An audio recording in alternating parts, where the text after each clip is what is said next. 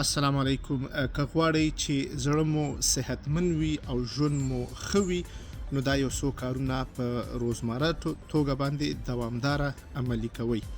لومړی، کله چې د خوبه راپاڅېږئ، ډېر زر خوراک یا څښاک مه کوئ. د مثال په طور که چای وي، که ډوډۍ وي، دې کې 3-4 ساعته وقفه اخلئ که ممکنه وي. دویم، هر ورځ کوشش کوئ چې خپل بدن په فزیکي ډول باندې خوځوئ، که قدم وهل وي، که منډه وهل وي، که د مثال په طور نور ورزش کولی، یعنی فزیکي فعالیت کې ګډون کول. معلومات ښایي چې دا له ټولو نه په هغه ټاپ نمبر 1 فکتور کې راځي چې په زړه باندې، په ذهن باندې، په ټوله روغتیا باندې مثبته اثرات اچوي. او دریم، په یو وخت باندې اوده کېدل او په وخت باندې راپاڅېدل، دا مو په زړه باندې، په روغتیا باندې، په ذهني روغتیا باندې هم مثبته اثرات اچوي او ورسره مو ژوند ښه کېدلی شي.